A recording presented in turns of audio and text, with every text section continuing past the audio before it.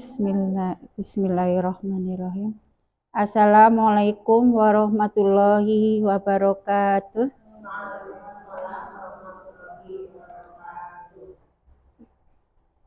Alhamdulillah. Mari sebelum kita mulai, kita biasa buka tilawat dulu. Surat Al-Baqarah ayat 170. Monggo dipatusirin ibu-ibu.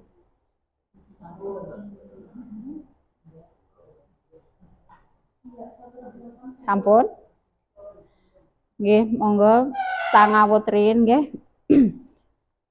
A'udzu billahi minasy syaithanir rajim.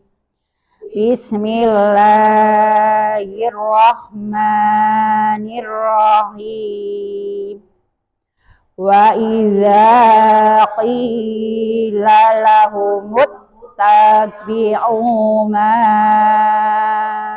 anzalallahu qalu bal nattabi'u ma alfaina alaihi aba'ana awalau kana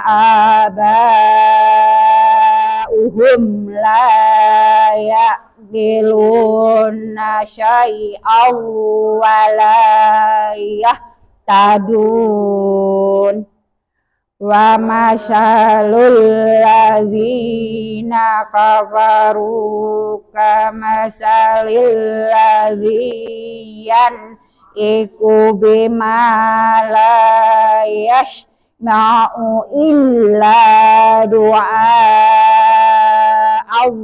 wa nida'a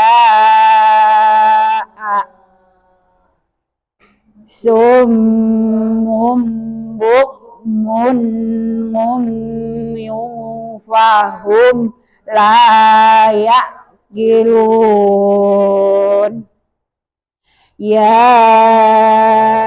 ayyuhalladzina amanu kulu min thayyibati ma razaqnakum washkuru lillahi in kuntum iyyahu ta'budun. Innama harrama alaikumul maitata wad dama walah malhinsiri wa ma uhil labihi li khairillah wa manidurra khairu bakhir wala azim fala isma'alai innallaha ghafurur rahim. Innal ladzina ya'tumuna ma anzalallahu minal kitabi wa yashtaruna bihi samanan qalila ulaika ma ya'kuluna fi butunihim illan nara wala yukallimuhumullahu yaumal qiyamati wala yuzakkihim walahum adabun alim. Ulaikal ladzina ishtarawud dhalalata bil huda wal azab bil mughfirah fama asbarahum alan nar zalika bi annallaha nasyalal kitaba bil haqq wa innal ladzina talafu fil kitabi lafi shiqaqim ba'id.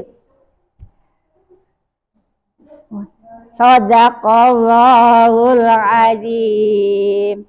Assalamualaikum warahmatullahi wabarakatuh.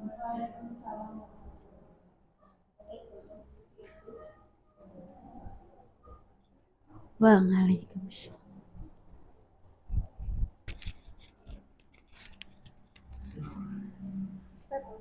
Sama ini ya buat rekam.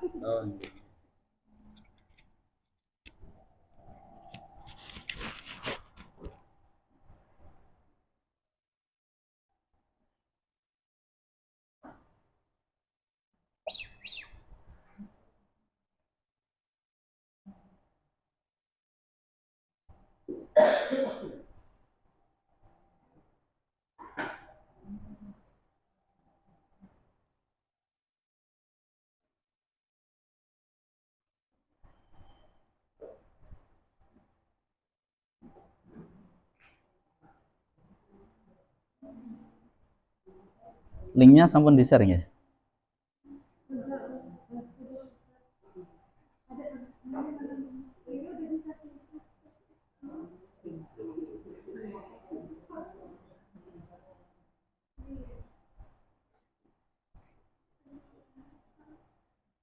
Tapi ini masih muter, tapi merekam di sini. Terus nanti? Ini namanya sinyalnya masih muter, tapi untuk merekam ini merekam sih maksudnya. Oh. Jadi kalau misalnya ketinggalan nanti rekamannya jernih. Oh, iya. Kita ngambil dua cara sekarang. Oh, kalau begitu. Kendala sinyal, kadang-kadang sinyal nggak bagus. Tapi karena memang kemarin daripada error nggak sampai ini, jadi Iya. dua ini. Iya.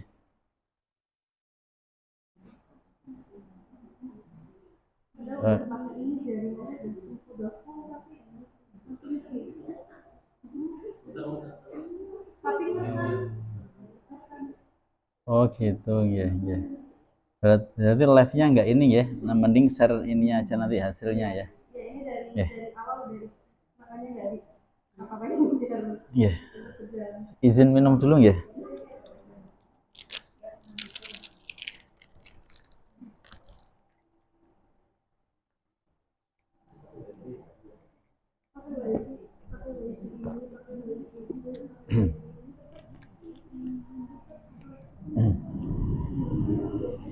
Baik. Assalamualaikum warahmatullahi wabarakatuh.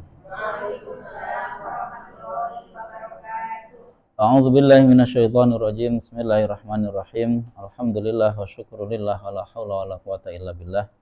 Asyhadu an la ilaha illallah wahdahu la syarikalah wa asyhadu anna Muhammadan abduhu wa rasuluhu la nabiyya ba'dah. Allahumma shalli wa sallim wa barik ala Rasulillah wa ala alihi wa ashabihi wa man walah amma ba'du.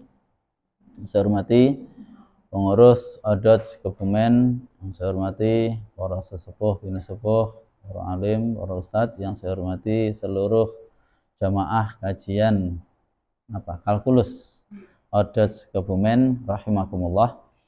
Alhamdulillah kita berjumpa kembali di kajian tafsir Al-Quran atau kalkulus. Semoga apa yang kita kaji pada siang hari ini menjadi ilmu yang manfaat, ilmu yang dapat kita amalkan, yang dapat meningkatkan ketakwaan kita kepada Allah Subhanahu wa taala, dan semoga bersamaan dengan turunnya hidayah dari Allah Subhanahu wa taala. Amin ya rabbal alamin. Alhamdulillah kita juga mari membaca salawat pada Rasulullah sallallahu alaihi wasallam biqaulina Allahumma shalli ala Muhammad, Allahumma shalli ala Muhammad, Allahumma sholli ala Sayyidina Muhammad wa ala ali Sayyidina Muhammad. Bapak Ibu sekalian rahimakumullah, ini dikasih judul apa kemarin?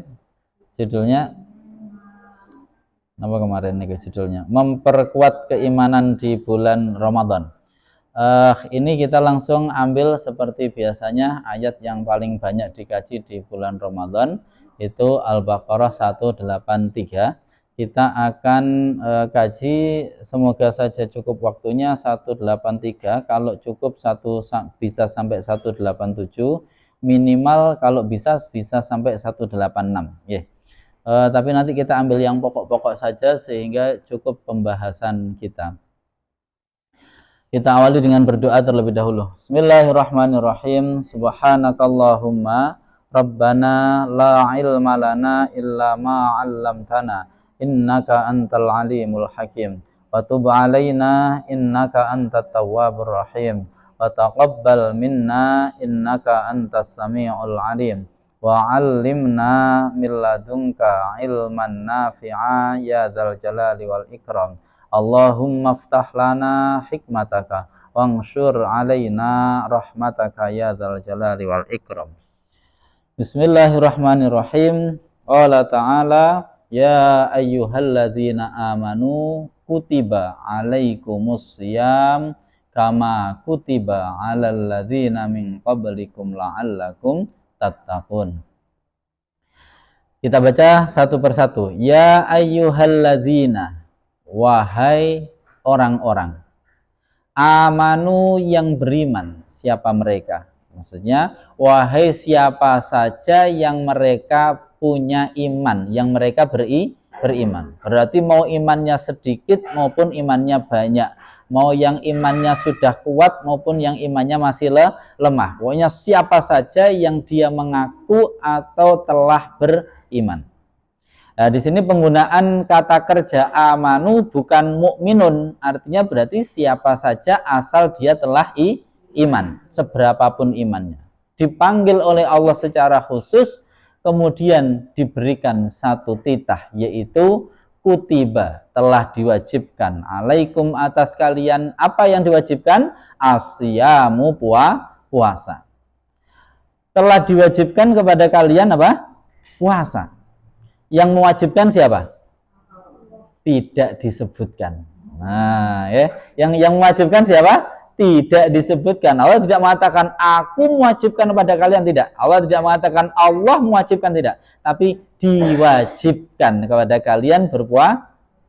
Nah, sebagian ahli tafsir menyebut tidak disebutkannya Allah sebagai yang mewajibkan, ini mengindikasikan, memberikan satu isyarat bahwa ibadah puasa itu saking hebatnya, sampai misalkan Allah tidak mewajibkan, maka manusia akan mewajibkan pada dirinya sendiri.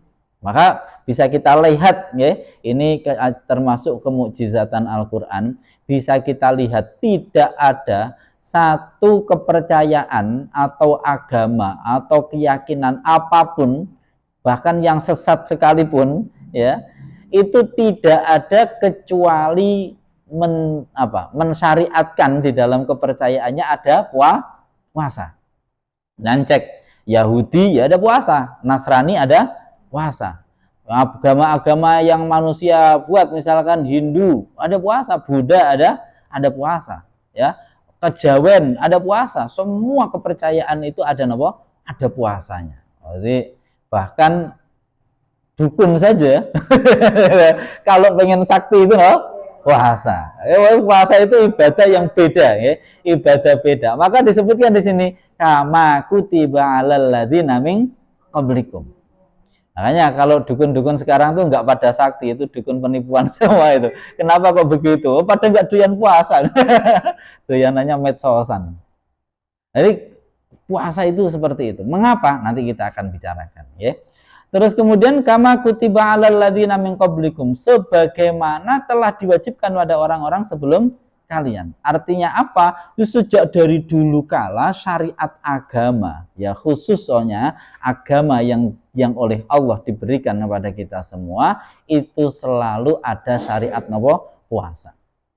Nah, Penunjukan di sini Allah sampai menyebutkan sebagaimana telah diwajibkan pada orang-orang sebelum kalian, seakan-akan Allah mengajak kita untuk berlomba-lomba, ya, membandingkan diri kita dengan umat yang lalu. Kira-kira puasa kita nanti lebih baik, lebih berkualitas atau tidak?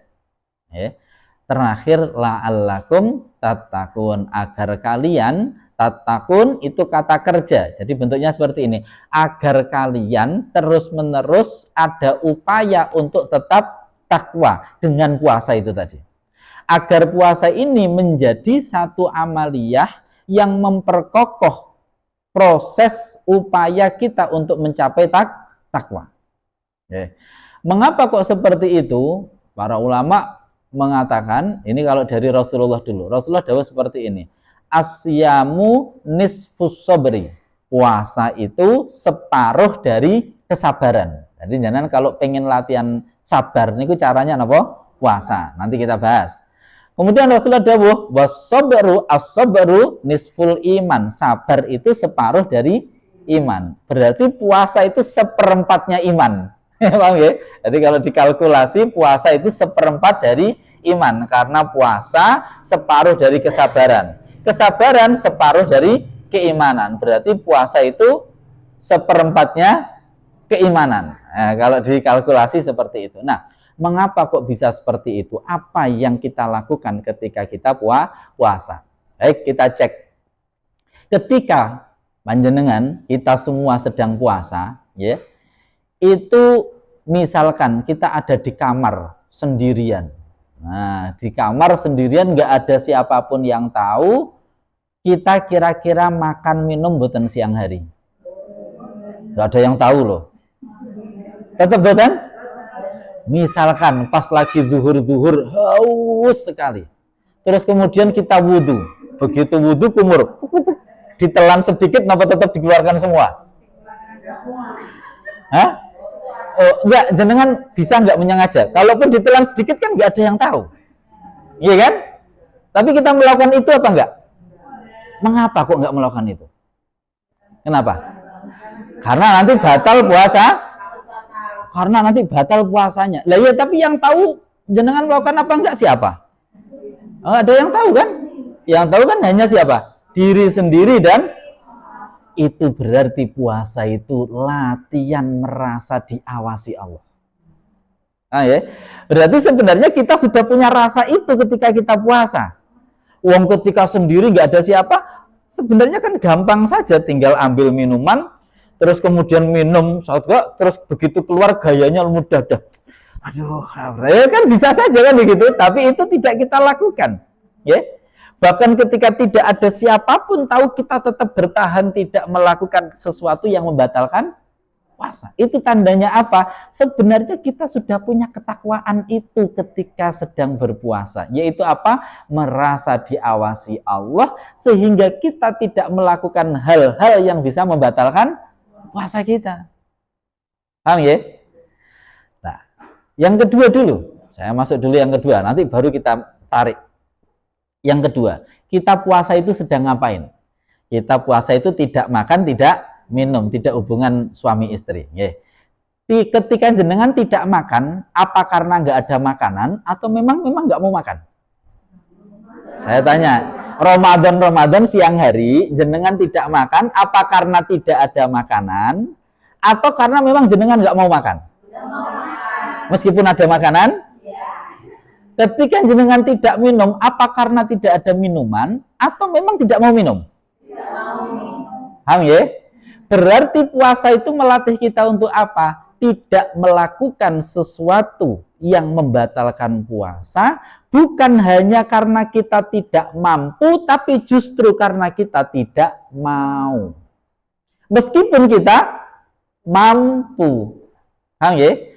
Berarti sabar yang diajarkan di dalam puasa itu apa? Sabar untuk tidak melakukan sesuatu keburukan meskipun kita mampu melakukannya. Paham ya? Jadi kita tidak melakukan suatu keburukan bukan hanya karena tidak mampu, tapi karena memang tidak mau. Bedanya apa? Banyak orang, saya cerita. dulu kita menghadapi era reformasi. Era reformasi. Jenengan ngalami kan nggih era reformasi? Masih ingat betul era reformasi? Masih ingat era reformasi, Bu? Lupa-lupa ingatnya. Itu banyak mahasiswa aktivis zaman waktu itu. Wah, itu mengkritik pemerintah. Giliran waktu berjalan, tahun berjalan, giliran dia yang jadi pemerintah melakukan hal yang sama, betul? Saya tanya, banyak yang dulunya aktivis, ya, kemudian ngeritik pemerintah. Ternyata begitu dia jadi pemerintah, ya dia ya 11-12 ternyata yang melakukan hal yang kurang lebih sama buruknya. Artinya berarti apa? Dulu dia tidak melakukan bukan karena tidak mau, tapi karena tidak, nggak punya jabatan, mau korupsi apa? Maksudnya?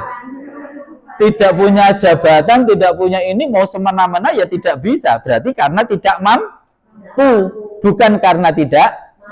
Tapi ada pejabat, ada yang dulu aktivis, sampai sekarang udah jadi pejabat berulang kali, tetap bersih. Ini berarti memang tidak Berarti kan, ada dua tipe orang tidak melakukan keburukan, bisa karena dia memang tidak mampu, bisa karena tidak. Kalau yang tidak mau aman, nah kalau yang karena tidak mampu ini hati-hati. Suatu saat oleh Allah diuji dengan kemampuan, kira-kira jadi buruk apa betul? Itu ya. Baik, sekarang kita simpulkan. Berarti puasa itu la'allakum tattaqun, agar kalian bertakwa. Ini puasa mengajarkan kepada kita setidaknya dua hal ini. Yang pertama, mengajarkan selalu diawasi, merasa selalu diawasi oleh Allah.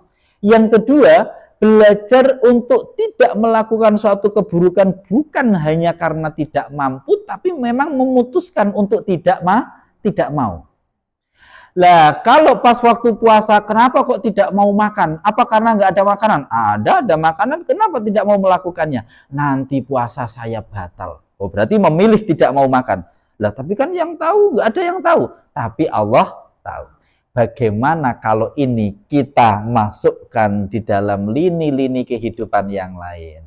Contoh, Bu, biasanya ngerasani napa mboten? Enggak mau, saya enggak mau ngerasain. Loh, kenapa? Nanti membatalkan ketakwaan saya. Wah, kalau makan tadi membatalkan apa? Puasa saya enggak mau ngerasani. Kenapa? Nanti membatalkan ketakwaan. Loh, kan enggak ada yang tahu, tapi Allah. Bu, nanti kita pulang bilang ke suami apa? Ya, kita bilang aja lagi ada rapat. Padahal habis shopping. Hilangnya nanti ada rapat, padahal habis shopping. Enggak, saya enggak mau membohongi suami. Kenapa? Karena nanti membatalkan puasa saya. Saya enggak mau marah-marah, saya enggak mau berkata dusta, saya enggak mau diajak menggunjing orang, saya enggak mau menyebar aib orang, saya enggak mau melakukan segala bentuk keburukan. Saya memutuskan tidak mau, meskipun saya mampu. Mengapa? Nanti membatalkan ketakwaan. Loh, kan nggak ada yang tahu, tapi Allah tahu. Ini kalau dua hal ini kita pegang, latihan ketika puasa kita masukkan bukan hanya dalam konteks puasa, tapi di semua lini kehidupan kita, maka sebenarnya kita sudah punya modal yang besar, yaitu dua tadi. Puasa mengajarkan kita selalu merasa diawasi oleh Allah. Yang kedua, puasa mengajarkan kepada kita untuk belajar menahan diri tidak melakukan yang membatalkan puasa meskipun kita mampu melakukannya. Paham ya? Ini namanya la'allakum tattaqun. Nah, puasa latihannya ini tidak setiap hari, ya. Latihannya ini tidak setiap hari, maka ayat berikutnya ayyamam ma'dudat. Ini hanya di hari-hari tertentu. Lah, ini nanti baru dilanjutkan dengan penjelasan secara fikihnya, ya, penjelasan secara fikihnya. Apa itu? Ini nanti kita lewati karena rata-rata sudah tahu. Faman kana minkum maridan aw ala safarin fa iddatum min ayyamin ukhra. Ya, maka barang siapa maridon dalam keadaan sakit, ala safarin atau berada dalam perjalanan yang perjalanannya itu benar-benar diistilahkan di situ ala safarin, perjalanan yang memberatkan dia, ya. Kalau zaman dulu sudah ada hitungannya, yaitu yang mencapai kurang lebih 3 marhalah atau ya kalau sekarang 80 sampai 90 kilometer. Kalau perjalanannya sudah seperti itu membebani kita, ini pakai ala safarin, maka boleh fa'iddatun min ayyamin ukhor, boleh menggantikannya di waktu-waktu yang lain. Nah, kemudian ayat berikutnya, ini kita karena fikih ini sudah paham, kita lanjutkan saja. Wa 'alal ladzina yutiqunahu fidyatun ta'amu miskin. Untuk orang-orang, ini penafsirannya ada 2. Ada yang menyatakan untuk orang-orang yang dia tidak mampu, jadi adalah yang dibuang. Untuk orang-orang yang tidak mampu melaksanakan puasa, seperti orang yang sudah tua renta, tua renta, kemudian sakit, ya seperti itu nggak mampu, maka boleh apa? Fidyatun ta'amu miskin, diganti dengan membayar fidyah.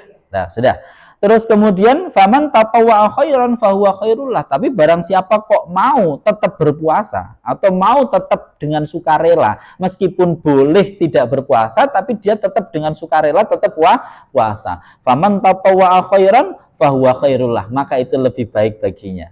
Wa antasumu khairul lakum in kuntum ta'lamun. Meskipun kamu sakit ataupun kamu berada dalam perjalanan, kalau kamu tetap berpuasa, sebenarnya itu lebih baik jika kamu tahu. Mengapa? Karena kalau misalkan kita meninggalkan puasa di bulan Ramadan karena perjalanan, berarti menggantinya di bulan apa?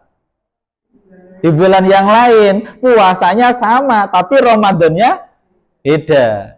Makanya disebut wa antasumu khairul lakum, kamu tetap puasa itu lebih baik in kuntum ta'lamun, jika kamu tahu betapa luar biasanya bulan Ramadan.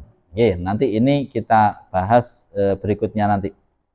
Nah, apa itu hari-hari tertentu yang kita diwajibkan itu apa? Ayat berikutnya, syahrul Ramadan, itu adalah bulan apa? Ramadan. Syahrul Ramadan alladzi unzila fihil Quran. Kenapa kok bulan Ramadan begitu luar biasa? Karena ini adalah bulan unzila fihil Quran. Diturunkan di bulan itu Al-Quran diturunkan untuk apa? Hudal linnas wa bayyinatin minal huda wal furqan, menjadi petunjuk bagi manusia dan penjelasan-penjelasan untuk atas petunjuk itu dan juga menjadi pembeda. Ini saya jelaskan. Al-Quran, dari satu sisi Ramadan itu penuh dengan keberkahan karena di dalamnya turun apa? Al-Quran. Berarti yang membuat bulan Ramadan menjadi mulia apa? Adanya Al-Quran yang turun. Termasuk Lailatul Qadar. Kenapa Lailatul Qadar itu mulia? Lailatul Qadri khairum min alfi syahr. Karena di dalam Lailatul Qadar itu turun apa? Al-Quran. Inna anzalnahu fi lailatil, Al-Quran diturunkan di Lailatul. Artinya apa? Segala sesuatu yang terhubung dengan Quran itu otomatis jadi mulia. Karena Al-Quran itu kalam Allah. Maka saya berulang kali, kita ngaji seperti ini, ngaji tafsir, udah nggak usah mikir apa-apa. Jenengan bikin apa ini misalkan ini direkam ataupun di live pun kita niatkan kita ngaji Quran, menyebarkan Quran. Kalau ternyata misalkan nggak ada yang lihat, betul saya kecewa. Wong kita mengkaji Quran, yang kita ngaji sendiri saja itu top, apalagi ada yang. Tapi nggak penting ini yang mendengarkan ada nopo mboten. Wong kita sendiri saja itu mulia. Paham ya maksudnya? Ini yang pertama, Ramadan itu mulia karena Al-Quran, maka mendekatlah kepada Al-Quran, kita pun akan mulia. Bagaimana cara mendekatkan diri kita kepada Al-Quran? Ikuti petunjuknya, karena Al-Quran itu intinya petunjuk. Hudal linnas, petunjuk bagi manusia. Wa bayyinatin, dan penjelasan-penjelasan minal huda, atas petunjuk-petunjuk tersebut, wal furqan, dan punya kemampuan menjadi pembeda. Orang kalau sudah melumuri dirinya dengan Al-Quran, dia punya kemampuan untuk membedakan yang hak dengan yang batil, itu gampang sekali. Ada rasa, jenengan pernah mboten? Lagi makan nasi 1 sendok, sama campur lauk macam-macam, jenengan dahar. Ternyata jenengan ada kerikilnya. Pernah mboten? Kerikilnya padahal kecil, tapi tetap ketemu oleh lidah kita. Ini namanya kemampuan untuk merasakan. Paham ya? kemampuan untuk merasakan sesuatu yang tidak layak di dalam diri kita. Al-Quran melebihi itu. Orang kalau sudah Al-Quran dimasukkan, dibiasakan kita ini terhubung dengan Al-Quran, ada keburukan yang mau masuk ke dalam tubuh kita, itu kita akan merasakan, kok nggak nyaman ya, kok ada yang nggak beres ini. Hari ini saya melakukan kesalahan apa ya, kok kayaknya nggak tepat, kok nggak enak rasanya di dalam Ini orang kalau sudah menggunakan Al-Quran di dalam hidupnya. Misalkan suatu saat refleks marah sama suami, langsung ganjel. Ada yang ganjel ya, apa kesalahan? Dia langsung merasakan selilit tadi ya. Selilit. Merasakan selilit yang ini ada yang mengganjal, nggak enak di dalam hati saya.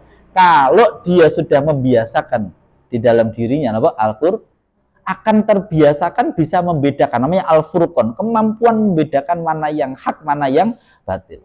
Orang kalau sudah terbiasa ngaji Al-Quran, bukan hanya membaca, tapi mengikuti tuntunan-tuntunan di dalam Al-Quran. Diajak temen yang ngerasani itu langsung gak enak. Aduh gak enak. Ngapunten, saya ada urusan. Karena sudah bisa membedakan mana yang hak, mana yang batil. Bukan kalau diajak menggunjing malah, apa nggih? Malah semangat. Nah, itu berarti Al-Qurannya belum masuk ke dalam hatinya. Nah, niki unzila syahrul ramadhan alladzi unzila fihi al-Qur'an hudal linnas wa bayyinatin minal huda wal furqan. Nah, ayat di atas sebelumnya ada mengatakan bahwasanya kalau sepuh tua ya boleh untuk tidak puasa, digantikan dengan ini. Tapi ada penekanan, jangan-jangan nanti kemudian diremehkan, maka ada penekanan di sini. Famang syahida minkumus syahra fal yasum, maka barang siapa mendapati bulan ini, hendaklah dia berpuasa. Fal yasumhu. Di sini yang kemudian kita sampai sekarang masih belum menemukan hal yang menarik, tapi ya hikmahnya banyak. Di Indonesia ini sampai sekarang masih ada dua kubu terkait penetapan bulan Ramadan. Nah, ada yang tetap memegangi ru'yah, harus terlihat. Kalau enggak bisa. Yang satunya tetap menunggu, enggak bisa. Pokoknya dihitung itu sudah cukup. Pakai ilmu itu sudah membuat kita bisa melihat. Tidak harus dilihat dengan mata. Yang satu enggak bisa, wong hadisnya melihat pakai mata kok. Lah ini semoga. Tapi tetap ada hikmahnya. Hikmahnya apa? Kita menjadi paham dua-duanya. Kita jadi punya pemahaman bahwa sebenarnya dua-duanya memang bisa. Secara ilmu dua-duanya itu boleh, dua-duanya itu bisa.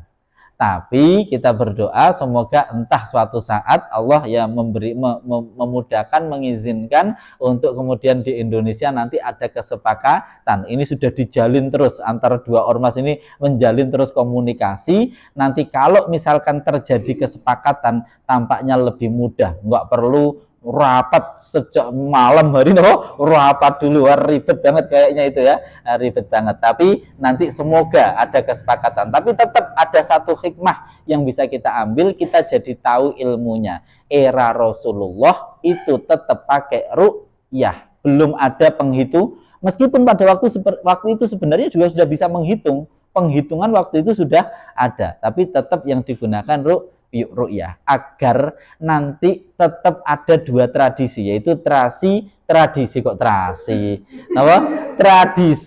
menetapkan bulan dengan menghitung, dan satu tradisi menetapkan dengan satu melihat, satu menghitung, bahwa dua-duanya ini sebenarnya sama-sama tradisi di dalam Al-Quran. Al-Quran nanti menjelaskan di ayat yang di lembaran beliknya itu, yas'alunaka 'anil ahillah qul hiya mawaqitu lin-nasi wal hajj, bahwa intinya penampakan bulan itu memang dibuat oleh Allah untuk menjadi tanda bagi manusia perubahan bulan. Perubahan ini sudah masuk ke bulan berikutnya. Tapi tidak harus dilihat sebenarnya, karena di ayat yang lain itu bahwa itu adalah bisa dihitung, bahwa itu semua itu adalah sesuatu yang bisa dihitung. Nah ini, tapi kita alhamdulillah di Indonesia mendapati dua-duanya. Nah semoga nanti suatu saat ada kesepakatan para ulama di Indonesia untuk